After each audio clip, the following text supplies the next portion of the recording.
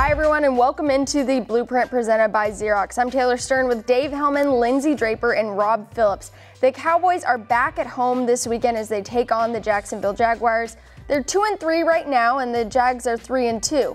So, how can the Cowboys get back on track, get that win they need this weekend? The series is currently tied at 3-3. So, Rob, give me that key over there. Y'all might have seen Alan Hearns' name a couple times in the papers. A little bit, headlines this week. I think he gave us the game plan. You got to win on the outside if you're one of these Cowboys receivers.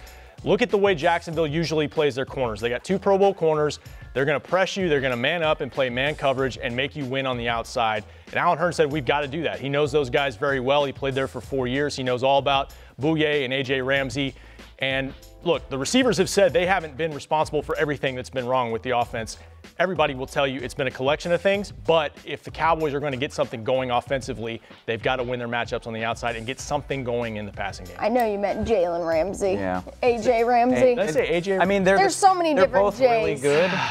They're both really It's Friday. good. It's been a long week. It's been a really long week, and I'm going to back you up on that as far as keys to the game. You said get it going on the outside, and the Cowboys have got to balance out the passing attack. And the way that Jerry Jones said to do this on the radio this morning is to get Dak involved running the football. He has to be a threat that way. So he's averaging about 4.5 rushes a game, but when he played the Giants, 45 yards on 7 rushes. So if he can do that, it's going to go well with your key. And then Ezekiel Elliott might get to do a little work. I'd like to see some Zeke eating. I feel like it hasn't been good, but the offense has been consistent is not the right word, but we know what to expect from these guys. Yes. The passing game is lacking. They can run the ball against most people, struggle against fronts like this.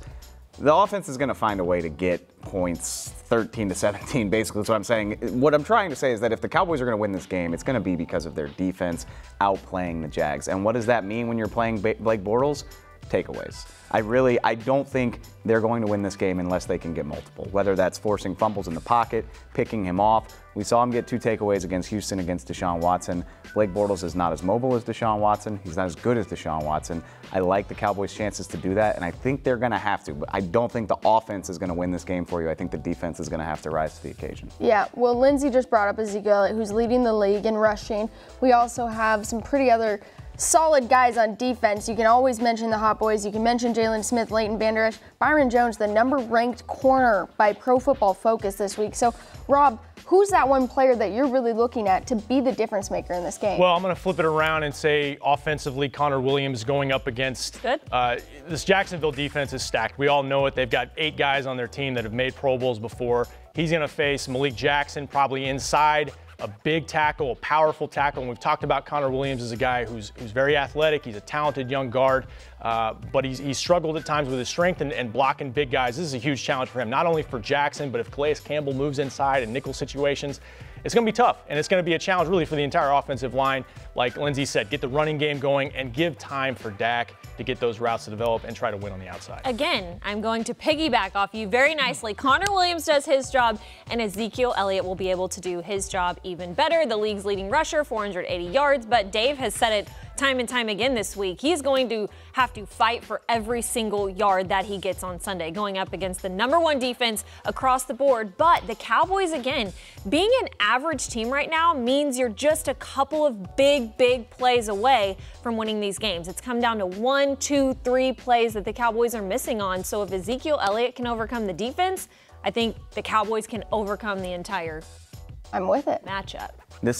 Toughness. This is just a pep talk for the offense today, huh? Like y'all are just trying to. Come on, guys. We know you can do it. I'm the opposite. I'm going to stick with what I just said. You got to force takeaways. You got to get Blake Bortles to play bad. How do you do that? Well, you got a guy by the name of DeMarcus Lawrence, 5.5 sacks. He's among the league leaders. He didn't get a sack against Houston, but he made a huge play on the pressure of Deshaun Watson that forced the interception to Xavier Woods. He knows how to impact the passer. This is an easily rattled, arguably bad quarterback, especially if he's being harassed all day. Best defensive player's got to step up. I don't think this secondary, they're certainly not bad. They're playing well, but they're not going to have a great day if Bortles has all day to throw, especially with these speedy receivers. And he's averaging like 42 pass attempts a game. I mean, there's opportunities. 61 last week? He's going to be back there. Yeah. He's going to be back there. He's going to be throwing. I'm looking at you, D-Law. Impact this game. Sacks, hits, takeaways, got to do it. I think that's their best chance to win, is if they can force a couple takeaways. I told you guys that the game will be at AT&T Stadium, and someone will be there as well. His name's Tony Romo, played quarterback for the Dallas Cowboys. He will be there calling the game with the CBS crew. Kick time, 3:25 p.m. Central Time. So Tony Romo back in the building today to talk with the players, get their pre-prep ready. I think it might be a little bit interesting and hopefully not too contentious, but stay tuned to everything on DallasCowboys.com, and thank you so much for watching.